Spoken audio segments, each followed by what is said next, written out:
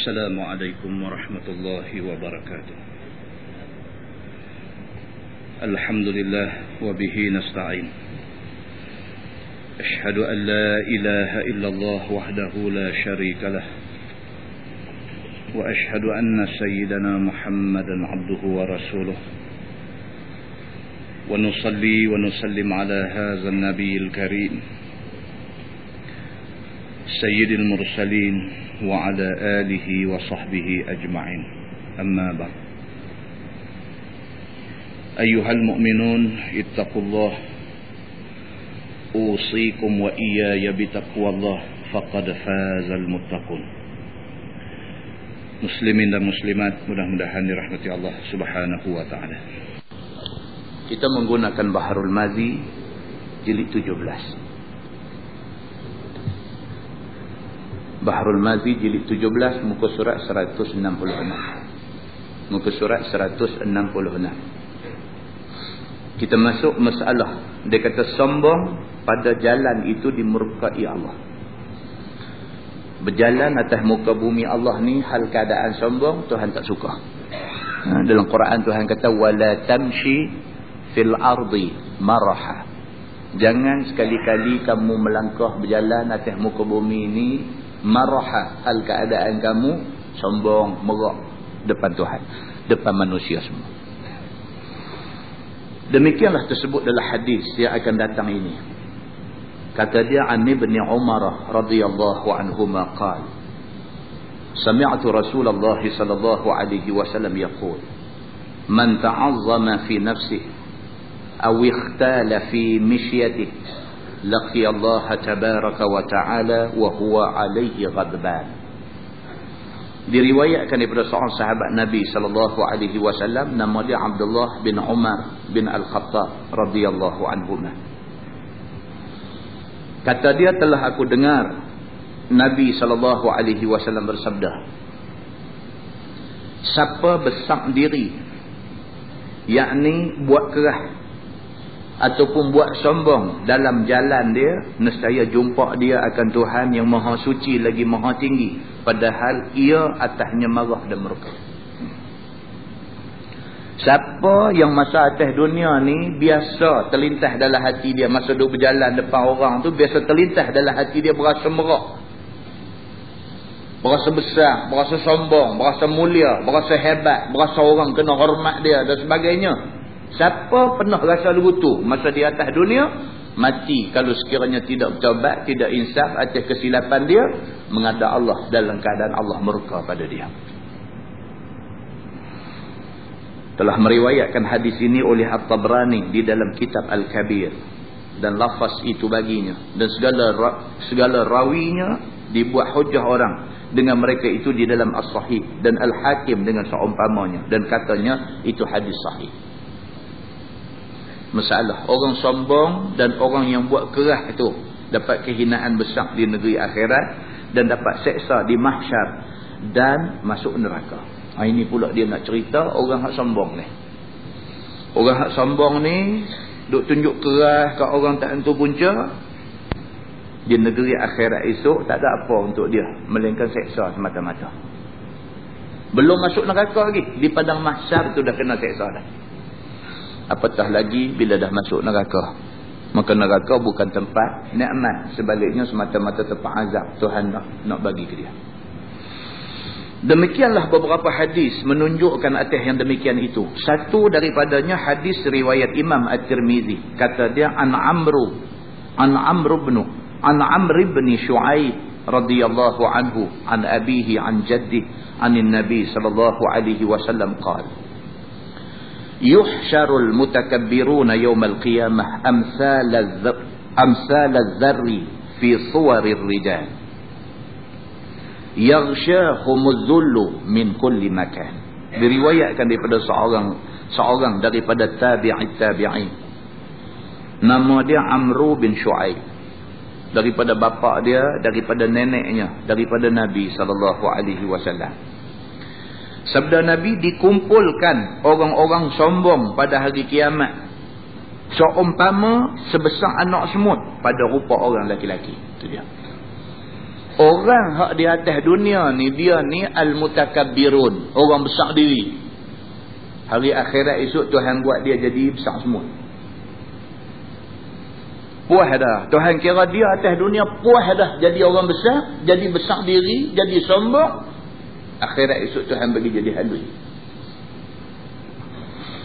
Dikelubungi akan mereka itu oleh kehinaan daripada tiap-tiap tempat, daripada segenap pihak. Sudahlah halus kecil, kena hina. Pergi mana apa orang hina? Padanlah di atas dunia dulu dia hina orang. Nampak? Atas dunia dulu besar diri, al-mutakabbirun, sombong, besar diri, tak heran ke orang berasa diri lebih segala-galanya.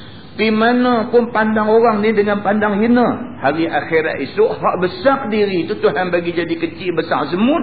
Tuhan hina dia mana tempat dia pergi. Kata dia fayusaquna ila sijnin fi jahannam yusamma bulas. Ta'aluhum narul anyar. Ta'aluhum narul anyar yusqawna min usarati ahli an-nar tinatil khabal. Maksudnya, dan dihalau mereka itu masuk ke dalam penjara di dalam neraka Jahannam. Penjara tu. Dia kata fayusaquna ila sijnin. Sijnu, as-sijnu maksudnya penjara. Itu dia terjemah neraka. Maka dihalau mereka itu masuk ke dalam penjara yang terdapat di dalam neraka Jahannam. Neraka tu teruk dah. Dalam neraka tu ada penjara pula satu. Orang-orang hak sombong di atas dunia, orang-orang hak besar diri di atas dunia, di hari akhirat esok Allah bagi dia jadi atas rupa semut, kecil, kemudian kena hina. Sudahlah kecil, sudahlah kena hina, masuk pula neraka Jahannam. Bukan saja masuk neraka Jahannam, masuk dalam penjara dalam neraka Jahannam. Bertingkat-tingkat azab Tuhan bagi ke dia. Yang dinamakan penjara itu dengan nama bulas. Penjara tu Tuhan bagi nama bulas. Mengatasi akan mereka itu dan dihapusi oleh api daripada segala api neraka itu. Api atas api. Dia ada ke depan ni. Kena api, sudahlah kena api, atas api, atas api, atas api. Nak habak kata panas, sakit, azab berganda-ganda.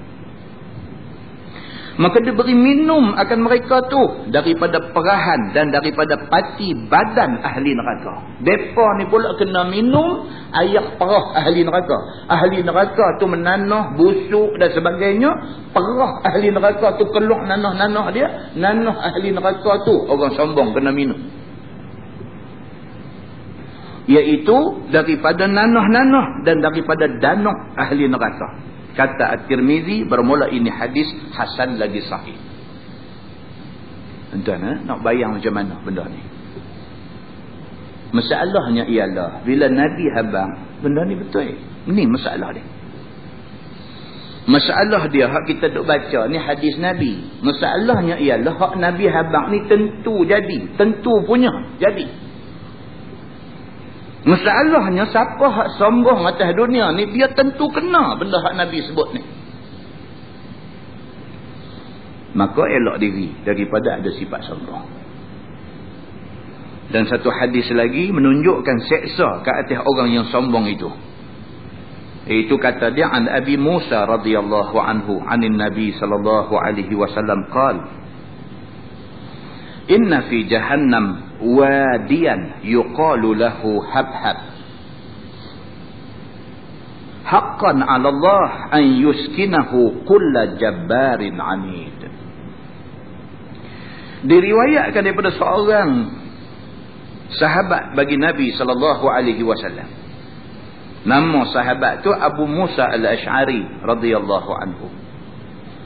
Daripada Nabi sallallahu alaihi wasallam sabdanya, bahawasanya dalam neraka Jahannam ni ada satu tanah lembah. Dia kata, tak tahu besar mana tuan-tuan.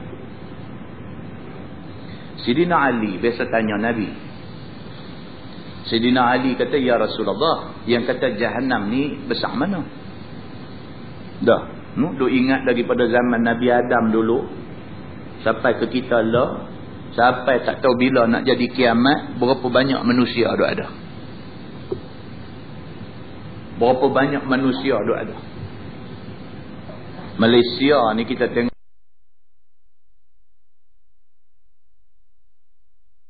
baca apa majalah pun, madras saja di India tu, madras saja tu penduduk dia ada 120 juta.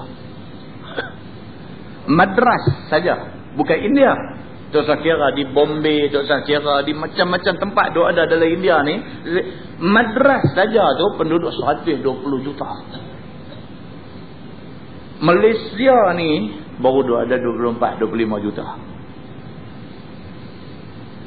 Tu pun kita kata punya ramai manusia. Manusia daripada zaman Nabi Adam alaihissalam sampai kita lah ni, campur semua hak dah mati apa semua ni, sampai hak nak hidup sebelum menjelang kiamat, tak tahu banyak mana manusia ada ni. Kalau neraka buat kecil-kecil tak cedui. Tak cedui.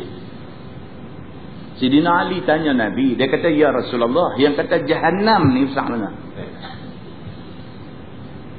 Nabi SAW kata, kamu nak tahu berapa luas neraka Jahannam? Nabi kata, neraka Jahannam ni luas seluas nafsu manusia. Nabi kata. Banyak tu Nabi jawab, fikir ambil. Nafsu manusia. Nafsu manusia ni dia tak jumpa tepi. Yang kata nafsu manusia ni dia tak jumpa tepi. Nafsu ni nak tak tahu nak apa. Maka neraka ni, yang kata neraka Jahannam ni, luas dia macam mana? Luas dia macam mana luas nafsu manusia. Dalam dia macam mana dalamnya nafsu manusia. Sentiasa duk nak. Neraka pun dia punya nak, penghuni dia ni, dia punya nak, dia duk minta dekat Tuhan ni. Ada dalam hadis cerita tentang benda ni. Duk minta dekat Tuhan, ya Allah bagi mai ahli aku. Ya Allah bagi mai ahli aku. Banyak mana pun boleh masuk lagi. Dalam bahasa Allah orang kata infinity. Tak ada penghujung. Tak tahu. Muslimin dan muslimat yang dirahmati Allah sekalian. Dalam neraka tu hak tadi dia kata ada satu penjara. Dinamakan penjara tu bulas.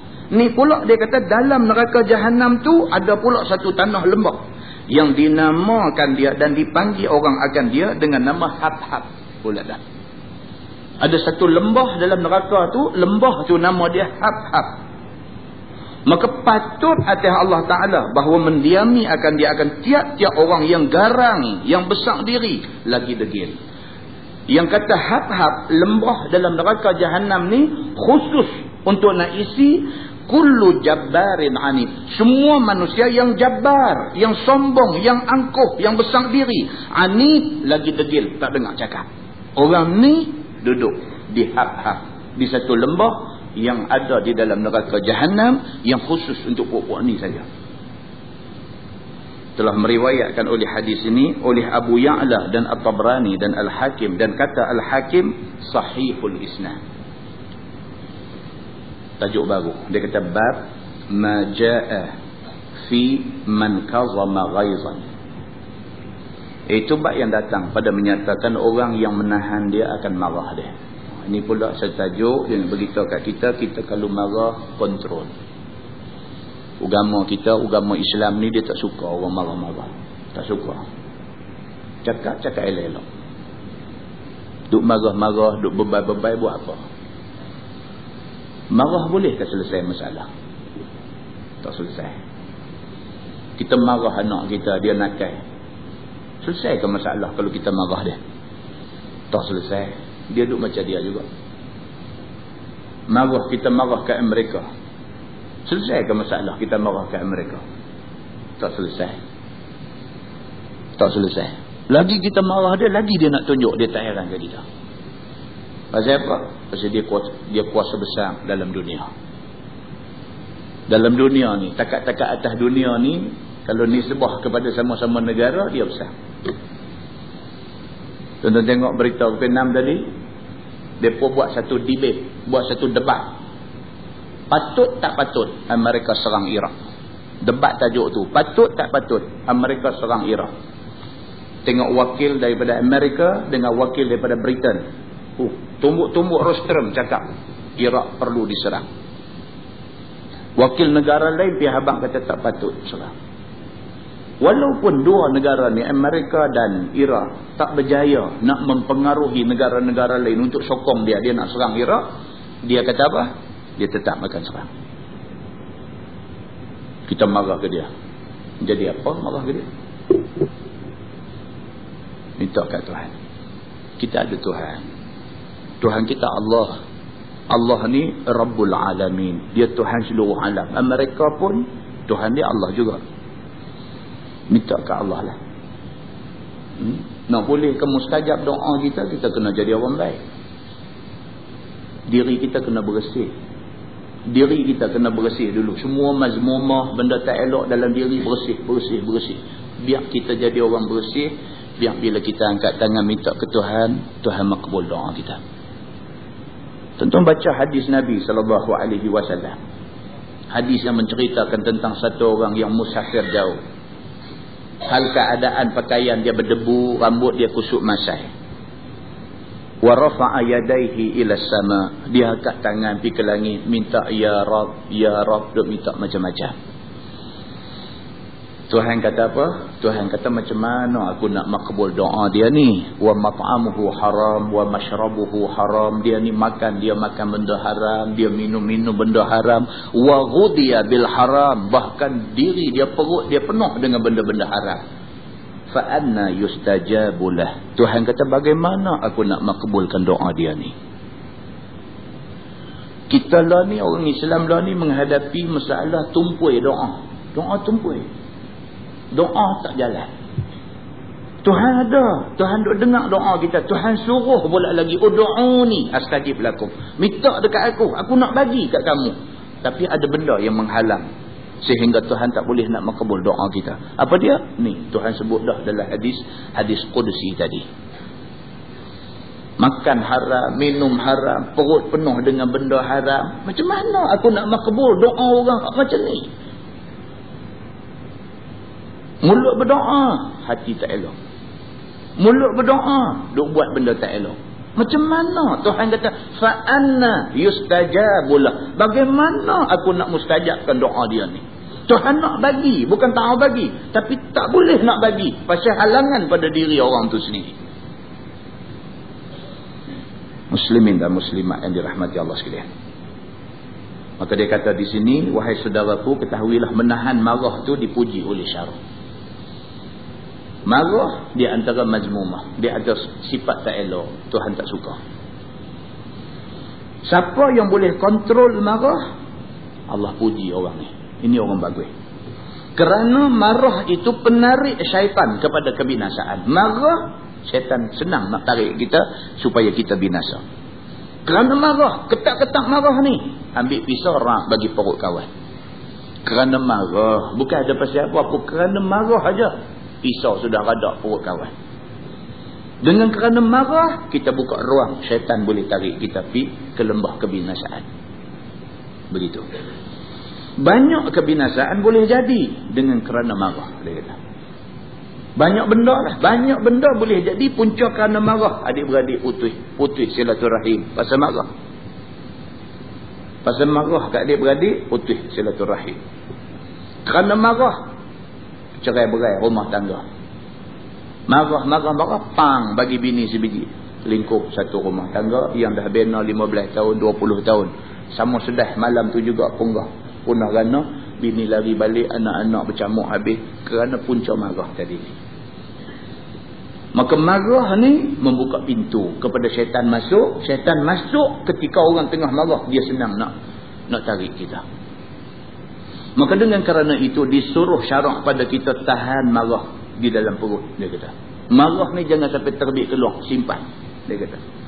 Jangan keluarkan dia. Maka siapa buat sebagaimana yang disuruh oleh syarak tu, nescaya terpelihara dia daripada beberapa kebinasaan. Siapa boleh kontrol, boleh tahan, boleh kawal kemarahan dia, dia selamat daripada binasa. Marah. Astaghfirullahalazim, astaghfirullahalazim. Marah lagi pergi ambil ayat semayang. Marah juga lagi kalau duduk berdiri. Nabi kata duduk. Kalau duduk-duduk marah lagi tidak. Kalau tidak marah lagi, bangkit terjang kaki. Pergi sakit kaki sendiri sudah. Kan? Tak usah duduk terjang orang. Terjang kaki. Sakit kaki dia, dia sengap lebih tu. Dia kata, dan dapat balasan baik daripada Allah Subhanahu Wa Taala di negeri akhirat. Dia kata akhirat esok Tuhan bagi pahala kebaikan pada orang yang boleh tahan marah ni. Sebagaimana hadis yang dikeluarkan oleh Imam At-Tirmizi, kata dia an Muaz bin Anas radhiyallahu anhu, anna Nabi sallallahu alaihi wasallam qala, man kazama ghaizan wa huwa yaqdiru ala an yunfizahu, da'ahu Allah ala ru'usil khalaiq yawm al-qiyamah hatta yukhayyirahu fi ayyil huri sya'. Diriwayatkan daripada sahabat Nabi sallallahu alaihi wasallam, nama dia Muaz bin Anas radhiyallahu anhu. Telah bersabda Nabi sallallahu alaihi wasallam, barang siapa tahan dia akan marahnya, yakni tak keluar dia daripada dalam perutnya, padahal berkuasa dia atas bahawa meluluskan dan menyempurnakan balas marahnya, nescaya menyeru akan dia oleh Allah di atas segala kepala makhluk pada hari kiamat, sehingga diberi pilih kepada dia mana-mana anak bidadari yang dikehendakinya. Itu dia. Siapa hak berasa marah, dia boleh sembunyi marah dia. Orang tak tahu kata dia marah. Dia boleh simpan marah dia. Sedangkan kalau dia nak lepas marah boleh. Kalau marah tapi nak lepas tak boleh, tak karut yang tu. Yang ni marah, dia memang boleh kalau dia nak lepas marah, tapi dia simpan kemarahan tu. Orang hak macam ni betul-betul kuat. Hari akhirat esok, depan manusia ramai-ramai, di hari akhirat esok Tuhan panggil dia. Kamu dulu atas dunia boleh tahan marah, masa ni sah. Ni anak bidadari tu ada banyak, hak mana berkenan ambil. Dia kata. Tunggu lagi. Okay. Kata At-Tirmizi, ini hadis hasan lagi gharib. Dia kata.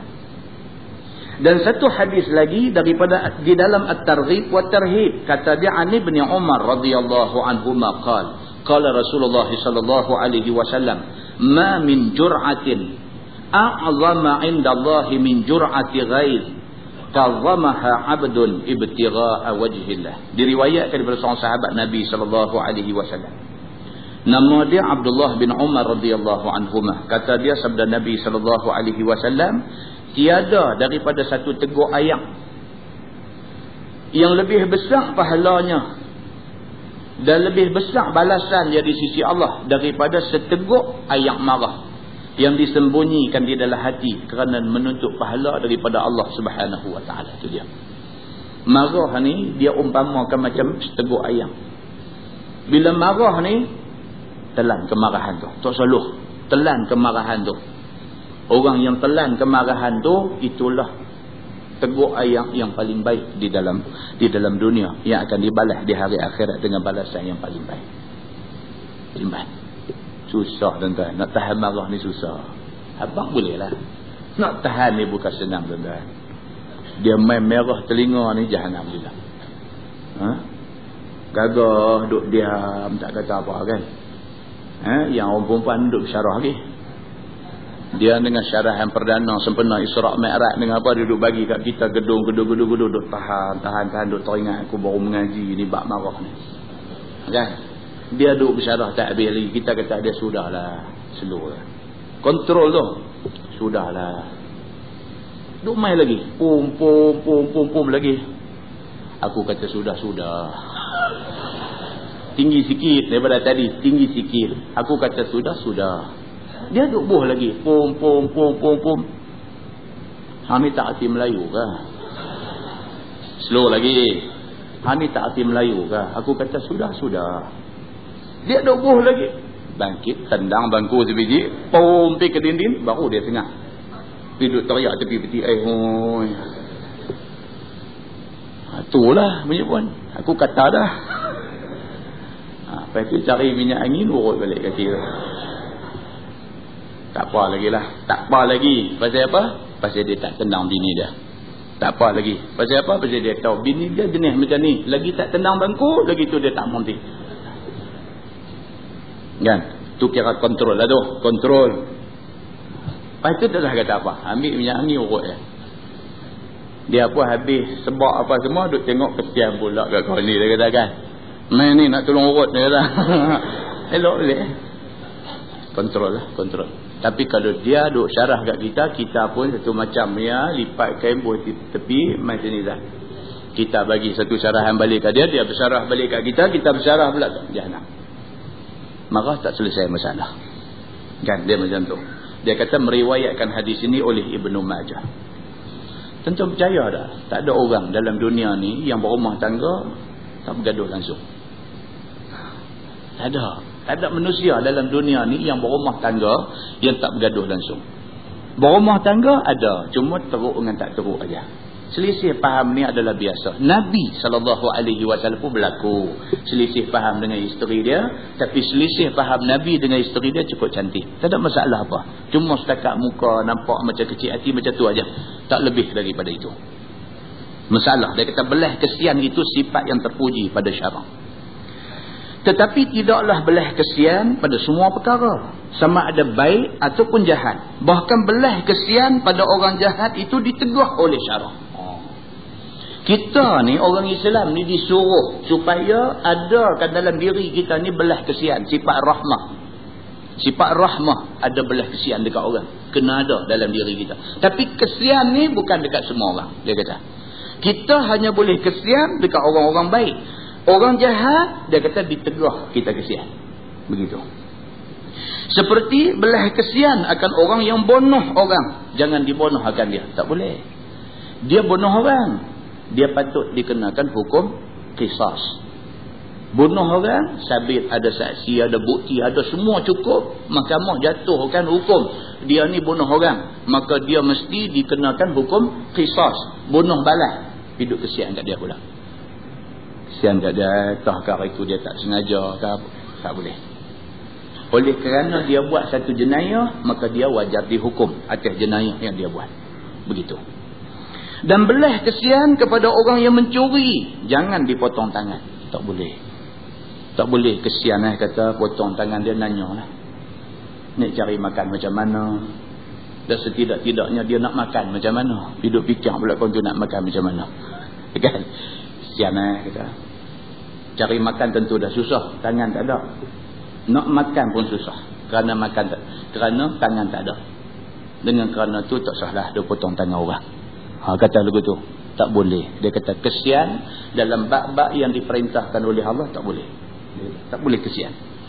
Dia kata dan belah kesian kepada orang tua yang berzina, jangan direjam dan sebagainya. Kesian umur pun dah 75, 80 dah. Kesian lah kat dia pun tak larat dah. Tak larat apa? Nikih yang dibicarakan, nikih zina. Yang hampir buat kerja tu larat. Mai tak nak kena hukum kejam, jadi duk fikir dia tak larat. Tak larat mai kok mana? Tak boleh, dia kata macam tu.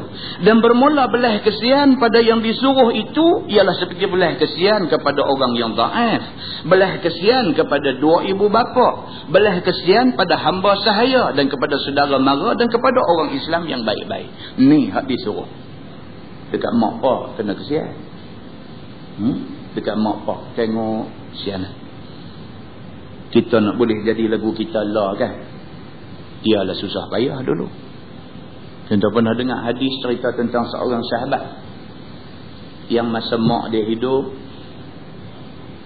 ayah dia hidup, dia jenis tak sedap ke diri. Maka dia tak buat baik pada mak bapak dia. Tak buat baik langsung. Sehinggalah mak dia mati. Tinggal pak saja. Barulah dapat hidayah Allah Subhanahu Wa Taala. Baru dapat petunjuk. Bila dia pergi duduk dalam majlis Nabi, Nabi duduk bercakap tentang birrul walidain, tentang buat baik kepada dua ibu bapa. Dia pergi duduk, dia duduk dengar sikit jadi banyak dalam diri dia rasa insaf. Berasa menyesal sungguh masa mak ada dulu dia tak ada nak buat baik. Mak dah tak ada dah. Duduk balik menyesal tak kesudah di rumah, tak tahu nak buat macam mana. Fikir tak sudah, teringat pak duk ada lagi. Kebetulan pula Allah takdirkan pak ni sakit, lumpuh, nak berjalan tak boleh. Dia dukung pak dia sehari 5 kali pergi masjid semayang waktu. 10 tahun dia khidmat ke pak dia, dukung pak daripada rumah buat pergi masjid untuk semayang waktu. 10 tahun sehari 5 kali dukung pak dia. Selepas 10 tahun pak dia meninggal. Dia pergi jumpa Nabi SAW. Dia kata, ya Rasulullah, dia cerita kisah dia masa mak ada, ayah ada, dia tak teringat nak buat baik apa lagu ni. Sampailah mak dia mati, barulah dia dapat hidayah, dapat petunjuk, dia nak buat baik. Mak dah tak ada, ada ayah pula sakit, dia khidmat kat ayah dia 10 tahun, kerja dia duk buat macam ni. Dia kata, ya Rasulullah, tertebus ke tak segala kebaikan yang mak ayah aku buat kat aku dengan hak aku buat dekat pak aku tu? Aku bayang balik tak kebaikan mak bapak aku kat aku? Nabi kata, sikit pun tak terbalas. Nabi kata, sikit pun tak terbalas. Jangan kata dah bayang balik, sikit pun tak balas. Nabi kata. Terkejut sahabat ni. Anak sakit ni, kita sakit sama. Tak tidur malam, berjaga dia apa semua. Tambah mak ni pula, sampai anak ni sakit teruk, sampai semayang hajat minta ke Tuhan. Yang kata mak ni sembahyang hajat minta ke Tuhan, minta supaya sakit anak tu bagi ke dia, sihat dia bagi ke anak tu. Yang kata mak apa? Anak ni bila esok mak dia tua, duk berak bukan apa semua, dia jaga mak dia. Bukan dia tak jaga, dia jaga. Tapi mulut ni dia punya duk kata ke mak dia, lain kali habang lah kalau ni awak duk buat lagu ni, tai orang tua ni busuk. Tak banyak sikit dalam hati terselit. Oi, payahlah jaga orang tua ni. Apa maksud payah jaga orang tua? Maksud dia apa? Nak suruh jalan cepatlah. Aku tak nak jaga dah dia ni. Gaduh adik-beradik ni tak usah cerita lah. Bergaduh adik-beradik ni tak usah cerita lah. Pi rumah abang-abang tak larat jaga, pi rumah kak-kak tak larat jaga, main rumah adik-adik tak larat jaga. Duk tolak mak pak ni macam bola ni tak usah cerita lah. Bila mak ni sakit teruk sikit, adik ni bawa mak ni pergi masuk private hospital, masuk PPU. Oh, masuk situ kena bayar mahal pula.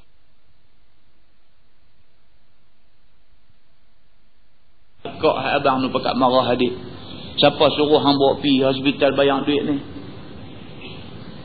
Kalau hang ada duit tak apalah hang bawa pergi situ. Kalau hang pun nak minta duit kat kami, tak usah ada bawa pergi situ. Duk tengkak adik-beradik ni dengar kat mak pula. Jadi gimana tuan-tuan? Ini semua benda hadut jadi dalam masyarakat. Ini semua ni benda hadut jadi dalam masyarakat. Hak adik ni pula punya sedih telefon mai kat ustaz pula. Saya kecil hati betul lah dengan adik-beradik saya ni. Dia kata, mak saya sakit ustaz, sakit teruk. Saya bawa pergi dah hospital kerajaan, maklum sajalah lambat. Cek yang tu dulu, cek yang ni dulu, yang kawan ni duk menyawa ikan, saya tak boleh tahan ustaz. Mak saya bawa keluar, saya bawa pergi swasta nu sampai dukung kita bawa masuk lah, masa nak cah mahal. Biasalah yang tu, tak abang pun masyarakat tahu benda tu. Benda bayar duit, layan elok lah, pergi sambut dukung orang masuk apa semua, test dan sama sehari siap semua ujian. Darah pun cek hari tu lah dengan CT scan, dengan MRI, masuk terowong, tarik keluar apa report semua, keluar apa semua, tengok-tengok bil 60,000. Elok sungguh lah. Bila kena 60,000, yang adik ambil mak bawa api ni, dia duk ingat takat-takat 6,000, 7,000, tak apalah, dia nak bayar seorang lah, tak mau kacau dah abang-abang kau lain ni. Pasal dia tahu akan jadi pasal kalau minta duit. Tengok-tengok bil main 60,000, tak terbayang dia pun. Telefon jugalah kat abang kat kak ni, minta lah aku boleh tolong banyak-banyak mana mak kita. Sudahlah tak tolong, maki pula adik ni. Allah, orang tua, biasalah orang tua sakit. Cakap no. Biasalah orang tua sakit. Allah kuat akbar. Adik ni kecil hati, tak tolong dah satu bab. Telefon mai kat ustaz mengadu. Ustaz nak boleh buat apa? Selawat banyak-banyak. Tuan-tuan, tak kena hari bulan, kita lalu keadaan ni. Tak kena hari bulan, kita lalu keadaan ni. Maka Islam bagi ingat awal-awal. Mak pak ni jagalah. Kalau perlu bergadai bergolok, kalau perlu apa buatlah untuk mak pak kita. Tak usah takut tuan-tuan, kita buat baik ke mak pak kita, esok anak kita buat baik ke kita. Dia tak pergi mana? Nabi kata tidak ada azab yang disegerakan di atas dunia ni melainkan azab derhaka ibu bapa. Dalam banyak-banyak azab atas dosa yang manusia buat ni, hak garanti Tuhan balas sebelum mati kerana derhaka ibu bapa. Bagi mak pak kecil hati, sebelum pejam mata Tuhan balas. Muslimin dan muslimat yang dirahmati Allah sekalian. Kalau tidak Tuhan tak sebut. Wa qadha rabbuka alla tu. Ayat tu cerita apa? Suruh kita ni buat baik. Kita taat kepada Allah, sambung sekali dengan buat baik kepada ibu bapa. Dia buh dalam satu ayat. Makna kata apa? Besar kedudukan mak dia dalam hidup kita ni. Maka kepada ibu bapa lebih wajar kita buat baik. Belah kesian kepada hamba sahaya dan kepada sama-sama orang Islam. Begitu. Maka belah akan orang dhaif dan dua ibu bapa dan hamba sahaya tu tersebut dalam hadis yang dikeluarkan. Dan juga kelebihannya di sisi Allah Subhanahu wa taala. Hadis ni dikeluarkan oleh Imam At-Tirmizi. Kata dia an Jabir radhiyallahu anhu qala Rasulullah sallallahu alaihi wasallam, "Thalathun man kunna fihi satarallahu alaihi kanafahu wa adkhalahu jannata." Maksud dia diriwayatkan daripada seorang sahabat Nabi sallallahu alaihi wasallam, nama dia Jabir bin Abdullah radhiyallahu anhuma. Kata dia telah bersabda Nabi sallallahu alaihi wasallam, 3 perkara siapa ada dan terdapat padanya 3 perkara ni, nescaya ditutup oleh Tuhan atasnya dengan lambungnya, yakni sentiasalah dia dalam pemeliharaan Tuhan dan dimasukkan dia ke dalam syurga. Nabi kata siapa ada 3 benda ni, Tuhan seolah-olah letak dia di lambung Tuhan, seolah-olah Tuhan letak dia di tepi Tuhan, seolah-olahnya Tuhan pelihara dia, seolah-olahnya Tuhan lindungi dia. Siapa ada 3 benda ni, dia duduk sebelah Tuhan, Tuhan jaga dia. Itu maksud dia. Kata dia rifqun bid-dhaif wa syafaqatun 'alal walidain wa ihsanun ilal mamluk. 3 perkara tu ialah yang pertama, kesian kepada orang dhaif. Tengok orang miskin, orang dhaif, kesian. Berasa kesian. Dan belah atas 2 ibu bapa. Bila tengok mak pak ni, hati runtuh. Bila tengok mak pak ni, hati runtuh, tuan-tuan. Runtuh. Umur dah main 70 lebih, 80, 90 umur. Nak bangkit daripada bangku ni. Ni, Duk Tunjai nak bangkit, dia ketak tangan ni. Kita mau kena ada belah dalam hati ni. Ingat satu hari kita panjang umur macam tu. Macam mana dia depan kita tu, macam tu kita esok depan anak-anak kita. Ni nak bangkit ni, ketak tangan ni. Lu nak Tunjai bangkit ni, ketak. Boleh berdiri, melayah lebah. Kena ada dalam hati ni sebagai anak. Bila tengok macam tu kena ada belah. Tengok pak dia nak Tunjai tu, peluk dia, angkat dia bagi berdiri. Tunjuk kita belah dekat mak pak ni. Hari ni tuan-tuan tak ada lah. Bukanlah tak ada, hak banyaknya tak macam tu lah. Hak banyaknya tak macam tu. Tendang mak pak pada. Baru ni di pulau ni, Pulau Pinang, di pulau ni. Anak ni dia terajang mak dia, jatuh berguling. Pak mai nak pertahan mak lah. Bila tengok anak terajang mak ni, punca minta duit, mak tak bagi, terajang mak dia, jatuh terguling. Pak mai nak jadi galang ganti, dia sedekah pak dia dengan kayu atas belakang. Pak bangkit pergi buat report polis. Allah, tuan-tuan, huduh lah. Pak pergi buat report polis, report tentang jahat anak sendiri. Polis mai cari, tak ada lah. Dia tuang lah, lari pergi ke mana ke, resap, hilang dia. Patah balik, mai balik. Dah lepas berapa hari ke, polis pun tak ada. Dia patah balik, mai dia terajang lagi sekali. Marah pasal report polis. Pak ni mai jumpa kita ni, mai duk cerita. Allahu Akbar. Runtuh hati mak pak ni. Nangis depan kita ni, kita pun jadi tak tertuarah nak dengar cerita macam-macam ni. Bila jadi macam ni, mak pak ni sekali lah nak merawit habislah, cerita habislah. Ni saya punya silap juga ustaz, saya pun mengakulah ni semua saya punya pasal lah. Saya tak didik dia cara agama, saya lah silap benda ni. Saya ni pun dulu dengan apa ni agama ni tak apa-apa nak ni, saya pun akhir-akhir ni lah baru duduk ni ke agama. Susah tuan-tuan, bila mai cerita macam ni susah. Muslimin dan muslimat yang dirahmati Allah sekalian, anak-anak kita reti agama ni besar rahmat. Tak mesti mengaji sekolah agama. Anak kita reti agama, besar rahmat. Ajak dia suruh semayang daripada awal, dia reti kata Allah tu Tuhan Maha Besar. Bila dia tahu kata Tuhan ni, Allah ni Tuhan Maha Besar, Apa Tuhan kata dia akan turun. Pasal apa? Pasal Tuhan besar dalam hidup dia. Tuhan kata apa dia turun. Kalau Tuhan kata dia kena buat baik kat mak pak, dia buat baik kat mak pak. Pasal apa? Pasal Tuhan suruh dia buat. Tuhan besar dalam hidup dia. Tapi bila kita tak letak Tuhan dalam hati anak kita, dia tak peduli apa, tuan-tuan. Dia tak peduli apa. Kita kena tanam dalam hati anak kita tu Tuhan yang paling besar dalam hati dia. Tuhan paling besar. Lepas tu bila dia dah terima kata Tuhan paling besar, kita habaq apa pun kita kata Tuhan suruh. Dia akan taat. Pasal apa? Pasal hak suruh ni Tuhan yang paling besar. Muslimin dan muslimat yang dirahmati Allah sekalian. Kata dia, dan belah kesian kepada hamba sahaya. Kata At-Tirmizi, ini hadis hasan lagi gharib. Maka kesian kepada orang dhaif itu, iaitu kesian kepada orang fakir miskin dan orang yang tidak upaya dan tidak kuasa kerana sakit dan dhaif. Kesian.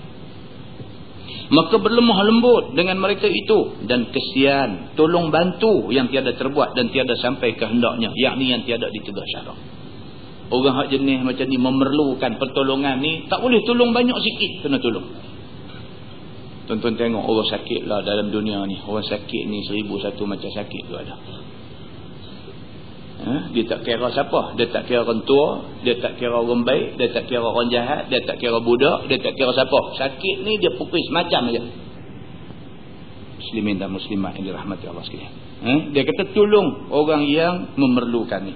Dan tiada bengkeng dan tiada bengis dan menahan akan marah pada mereka tu. Pada orang macam ni tak usah duk tunjuk kita ni bengkang, tak usah.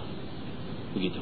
Adapun kesian kepada ibu bapa itu, maka iaitu wajib. Istimewa pula apabila telah tua keduanya. Wajib. Jaga hati mak pak ni wajib. Lebih-lebih lagi waktu tua. Dia kata. Kerana dua ibu bapa tu amat kesian kepada anak. Pada masa kecilnya dipelihara dan diberi makan dan diberi minum dan diasuh sekira-kira menjauhkan apa yang membawa mudarat kepada anaknya. Tu dia. Macam kita kata tadi. Mak pak ni anak sakit habis duit. Habis duit. Jual kereta tinggal motor tak apa. Nak berubat anak sakit. Esok mak sakit, anak sanggup jual kereta kerana nak berubat mak. Ini cerita. Hakikat hidup dalam dunia macam tu. Maka anak pun buatlah ke atas dua ibu bapa itu, biar cukup taat kepada keduanya. Dan ada pun kesian kepada hamba sahaya itu, iaitu tidak dipukul, tidak digodam akan mereka itu pada segala perkara yang disuruh. Dan tiada tengking atas mereka itu akan pekerjaan yang tiada daya upaya mereka memperbuatnya. Ni kita ada orang gaji di rumah. Oh, mereka ni bukan menatang. Kita ada orang gaji di rumah, ambil budak Indonesia, ambil budak Thailand, budak Siam, duk kerja dengan kita, ambil. Mereka bukan menatang. Mereka manusia. Mereka sopa macam kita. Mereka bukan hamba. Bukan kita beli mereka ni atas nama hamba. Mereka ni manusia merdeka yang mempunyai hak yang mesti kita bagi ke mereka. Oh, jangan. Ni ada orang gaji di rumah buat jerkah tengking ni hari-hari. Balik kerja buka peti tengok-tengok air hak dia duk balik kerja panas-panas nak minum ni tak ada. Pongai habis barang satu peti air. La ilaha illallah.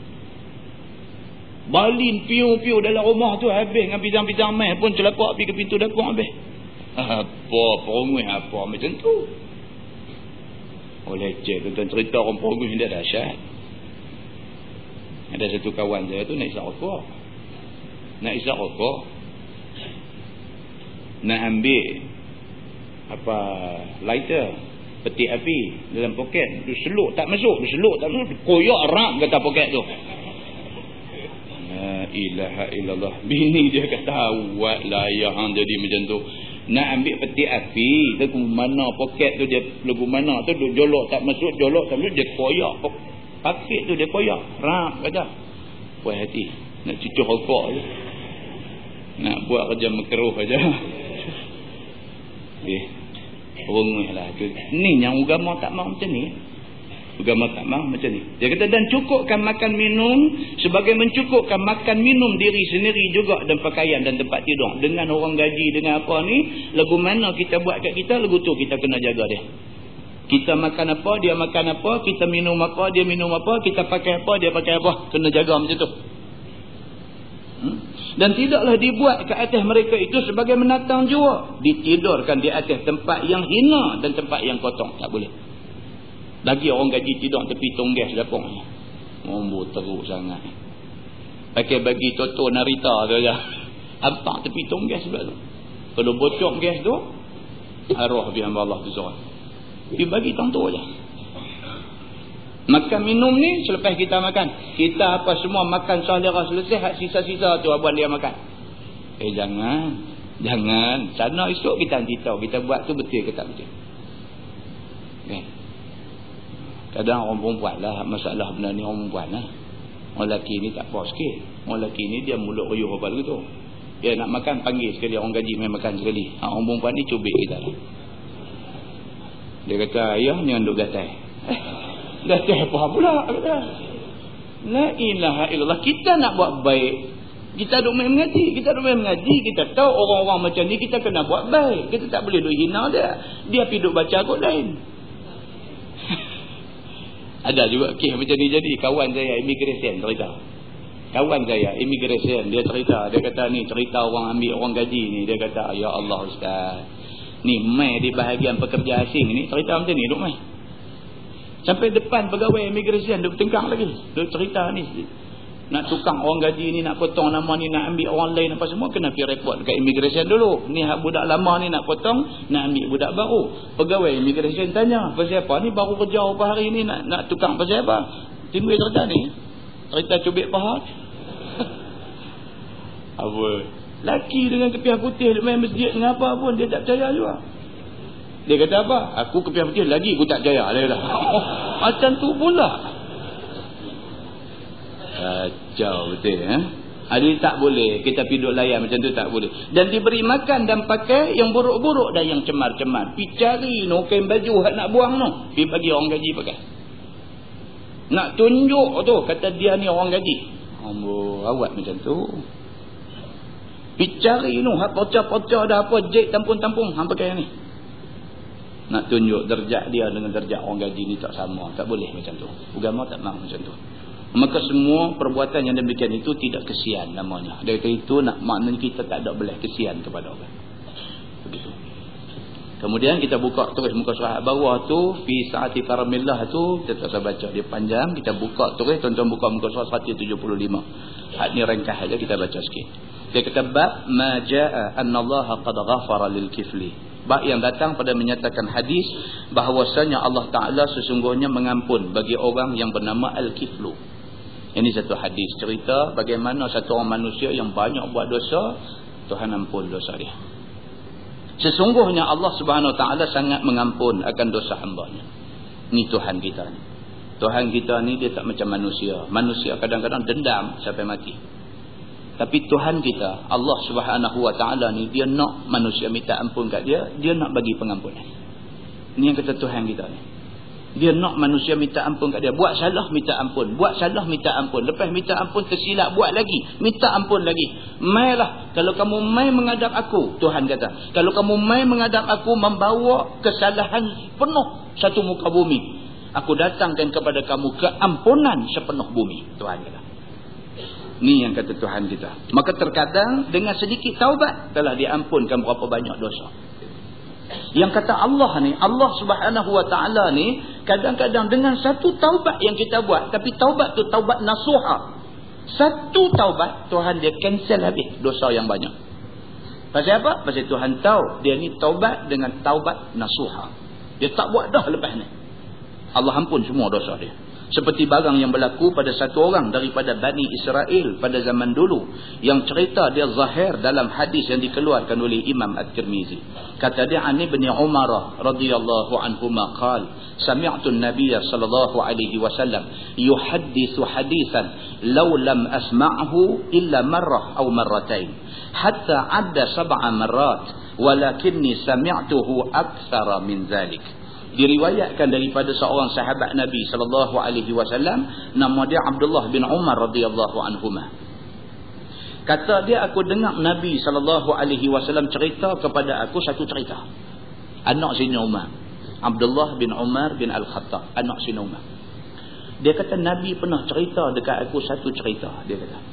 Jikalau tiada aku dengar akan dia melainkan sekali atau dua kali ataupun hingga dibilangkan 7 kali, tentu tiada aku ceritakan kepada kamu. Tetapi aku dengar akan Nabi cerita lebih daripada 7 kali. Anak Sayyidina Umar, dia kata Nabi ada cerita dekat aku dengan sahabat-sahabat lain. Nabi cerita satu cerita. Cerita tu Nabi bukan cerita sekali. Bukan Nabi cerita 2 kali. Bukan Nabi cerita 7 kali. Kalau kakak Nabi cerita sekali, 2 kali, 7 kali, aku tak abang ke hamba, dia kata. Tapi Nabi cerita benda yang sama dekat kami lebih daripada 7 kali, dia kata. Makna dia apa? Makna dia ni benda yang sangat penting. Maka Nabi cerita berulang-ulang kali. Dan telah datang satu riwayat daripada Al-Hakim dan Al-Baihaqi, telah didengar daripada Nabi SAW lebih daripada 20 kali. Itu dia. Nabi cerita benda yang sama ni lebih daripada 20 kali. Takkan Nabi tak ada modal kot? Tak. Kita kalau duduk dengar ceramah, dengar ustaz ni, Allah, duduk pulang cerita ni lagi. Tapi kita tahu dah, bila dia ceramah, dia rasa lagi dia nanti cerita hantu-hanti dengar. Dia kena sungguh. Kita kata dia ni tak ada modal, ni duk ulang buah tu. Mungkinlah satu tak ada modal sungguh. Yang kedua, mungkin benda tu penting. Maka kerana tu dia ulang banyak kali. Nabi SAW kalau dia nak cerita dekat sahabat benda baru, tiap-tiap hari, tiap-tiap sejam, Nabi boleh cerita benda baru. Tak habis cerita Nabi. Tapi Nabi SAW cerita tentang kisah budak Bani Israel yang bernama Al-Kiflu ni. Nabi cerita lebih daripada 20 kali. Nabi cerita. Apa cerita dia?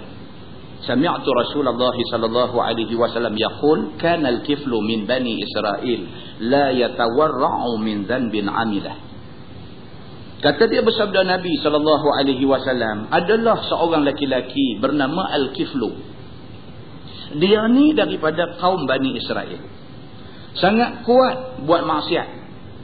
Tidak mau dia meninggalkan daripada dosa yang diperbuatnya itu. Demikianlah halnya. Dia kata ada satu orang. Nabi kata dia ni satu budak muda. Hidup zaman Bani Israel. La yatawarra'u min zanbin amilah. Dia ni Allah, dosa ni membujuk lalu melentang patah. Apa benda yang dia tak buat? Jangan tanya dia apa dosa dia buat. Dia tak nak cerita. Tanya dia apa yang dia tak buat. Semua minum arak, berzina, bunuh orang, mencuri, semua benda hak dosa buat belakang. Yang kata budak yang bernama Al-Kiflu ni, sentiasalah cenderung dia kepada derhaka Allah Subhanahu Wa Taala. Hati ni tak ada ingat lain, ingat nak lawan Tuhan. Hari-hari nak lawan Tuhan.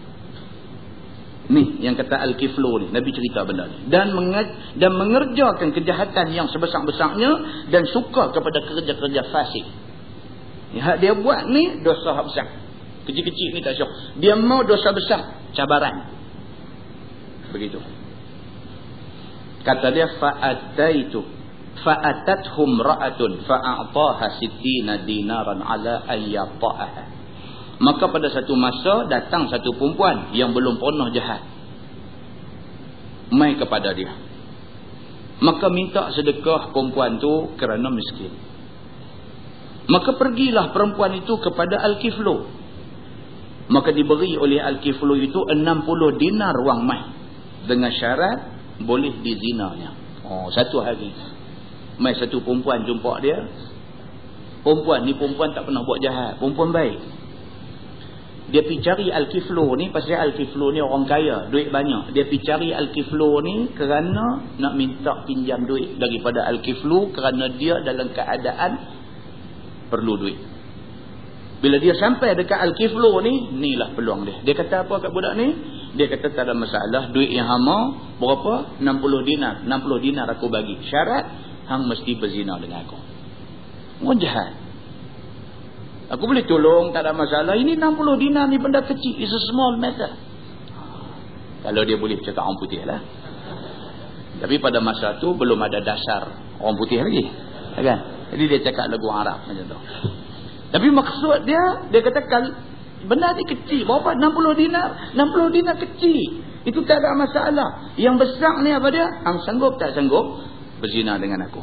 Kalau sanggup 60 dinar ni ambil, bukan hutang, ambil saja, dia kata. Orang kaya yang menyalahgunakan kekayaan dia. Ni al-kiflu ni. Bila perempuan tu dengar kehendak laki-laki al-kiflu itu yang demikian, serta dirinya berkehendak kepada 60 dinar itu bagi melepaskan hajatnya dan kefakirannya, lalu dikabulkan syarat al-kiflu itu dengan hati yang amat duka cita. Tak ada pilihan. Tak ada pilihan. Dia, orang putih kata desperate. Dalam keadaan terdesak. Tak boleh buat apa dah. Dia nak duit tu. Duit tu sangat diperlukan. Adalah riwayat lain dia cerita, kata pak dia sakit, perlu belanja apa semualah. Kerana tu dia perlu duit untuk selamat bapak dia. Oleh kerana dia tak boleh, tak ada pilihan lain dah. Melainkan terpaksa turut kehendak al-kiflu ni, maka dia pun kata tak apalah, zina pun zina lah. Dia kata, janji aku dapat duit 60 dinar. Tapi hati dia sangat duka cita. Begitu. Setelah tetap, dah capai keputusan, dia ni akan bagi 60 dinar, perempuan ni sanggup berzina dengan dia, dah tetap benda tu, maka perempuan itu pun terima wang itu. Dan laki-laki itu pun berhajat kepada zinanya. Duit pun bagi, okey lah ni, jalan macam yang dijanjikan. Kata dia, falamma qa'ada minha maq'ada ar-rajuli min imra'ati ur'idat wa bakat. Faqala ma yubkiki aakrahtuk. Maka tak kala duduk laki-laki itu padanya, pada tempat duduk suami daripada seorang perempuan, yakni telah tidur perempuan itu dan laki-laki hendak mengerjakannya, dah nak berzina sangat dah perempuan ni pun dah duduk macam dalam keadaan macam nak berzina sikit lagi, nak berlaku dah zina ni. Lalu menggeletar perempuan itu serta menangis cukup dengan sejuk tubuh dia. Benda terpaksa. Al-kiflu ni dia rasa perempuan ni badan sejuk, satu badan sejuk, badan dia ketah dalam keadaan sebab menahan menangis ni. Bila dilihat oleh al-kiflu, laki-laki itu akan perempuan yang demikian, lalu ditanya dia dengan segeranya. Kata dia, kenapa engkau menangis sampai begini? Dia kata, ni apa pasal? Dia kata, ni hidup buat teriak macam ni pasal apa? Adakah aku menggagahi akan kamu untuk berzina ni? Dia kata, aku paksa enggak suruh berzina? Bukankah tadi ni kita dah sign MOU? MOU, Memorandum of Understanding. Kan? Bukankah tadi kita dah setuju, aku nanti bagi duit, hang nanti serah kehormatan hang dekat aku? Bukankah ini satu persetujuan? Ada aku paksa? Dia kata. Aku tak paksa. Dia kata, aku cuma kata kalau hang mau duit, aku mau yang ni. Hang kata okey. Dah okey pasal apa? Piduk buat macam orang kena paksa. Dia nak marah. Maka bukanlah engkau wang yang kamu telah menyukakan seperti kehendak. Bukankah aku dah bagi duit? Sepatutnya hang dah dapat duit, hang seronok. Ni piduk buat teriak, habis satu badan sejuk ni, apa cerita? Bila didengar oleh perempuan itu akan kata laki-laki yang demikian, maka dengan segera pula dijawabnya, qalat la walakinnahu amalun ma amiltuhu qat wa ma hamalani alaihi illa al-hajah. Kata perempuan tu, tidak, dia kata, tidaklah menangis aku ni dan tidaklah takut aku ni kepada kamu. Dia kata, aku menangis, aku takut ni bukan kerana kamu, aku tak takut kat kamu, dia kata. Tetapi aku menangis ni kerana aku takut Allah, dia kata. Aku menangis ni pasal aku teringat ke Tuhan, dia kata. Belum pernah aku buat kerja jahat ini sekali-kali selama aku ada dalam hidup aku. Maka tidak menjadikan dan tidak menolakkan aku atas pekerjaan busuk ini, melainkan kerana kepapaan dan miskin aku, yang menjadikan aku telah melampau-lampau sehingga mengerjakan perkara yang boleh menghapuskan kehormatan aku. Dia kata, saja aku tak buat benda ni. Dia kata, aku tak pernah buat benda ni, aku tak pernah teringat nak buat benda ni. Kalau saja aku tak akan buat benda ni. Tapi apa nak buat? Aku miskin, aku papa, aku perlu duit untuk guna dengan tujuan yang tertentu. Kerana tu aku terpaksa buat benda ni. Tapi aku takut Allah Subhanahu Wa Taala. Dia kata. Maka inilah sebab aku menangis. Bila didengar oleh laki-laki al-kiflu itu akan perkataan perempuan yang demikian, maka dia pun berkata, faqala anti tafa'alina hadha wa ma fa'altuh izhabi fahiya lak. Maka kata laki-laki yang bernama Al-Kiflu itu, engkau buat ini dan tidak aku memperbuat akan dia. Yakni engkau itu satu perempuan yang mempunyai sikit iman, lebih daripada laki-laki takut Allah. Maka adakah aku tidak takut akan maksiat? Bahkan aku yang lebih utama takut daripada kamu. Dia kata, hang satu perempuan miskin, orang perempuan yang miskin pun boleh takut dekat Tuhan. Patutnya aku, orang laki-laki kaya, aku lebih patut takut dekat Tuhan. Hang pula lebih takut dekat Tuhan daripada aku. Dia kata, pergilah kamu berjalan jauh daripada aku. Oleh kerana hang ni nampak lebih baik pada aku pada hari ni. Hang takut kat Tuhan, sedangkan patutnya aku lebih takut dekat Tuhan. Hang takut kat Tuhan, hang pergi. Dia kata, tidak aku berkehendak kepadamu lagi. Aku tak mau buat apa, hang pergi. Dia kata, dan ambil olehmu akan wang itu, maka iaitu hebah aku kepada kamu. Dia kata, duit 60 dinar yang aku bagi tadi dah jadi hak hang. Pilah, tak payah bayar, tak payah apa, pilah. Dia kata, kata dia, waqala la wallahi la a'sillaha ba'daha abada famata min lailati fa asbaha maktuban ala babi innallaha qad ghafara lil kifli. Dan pada satu riwayat yang lain berkata laki-laki itu, tiada aku mau berzina dengan kamu dan dengan siapa-siapa lagi. Dia kata, demi Allah, tidak aku mau buat maksiat akan Allah kemudian daripada ni selama-lamanya. Benda tu, satu benda tu menyebabkan dia terus bertaubat, tak mau buat dah. Padahal awal-awal hadis tadi dia kata apa? Al-Kiflu ni la yatawarra'u min dhanbin amilah. Dia ni satu orang yang tak ada dosa yang dia tak buat. Tiba-tiba satu benda mengubah seluruh hidup dia. Itu percaya tak, dalam dunia ni ramai orang yang Tuhan bagi hidayah dekat dia macam ni punya cara. Satu benda ubah dia. Kiflu ni punya jahat, membujuk lalu melentang patah kerana satu perempuan mai kat dia, tiba-tiba jadi macam ni. Terus bersumpah, dia kata, wallahi la a'sillaha ba'daha abada. Demi Allah, lepas ni aku tidak akan buat maksiat kepada Allah selama-lama. Kemudian daripada itu mati dia pada malamnya di dalam niatnya itu.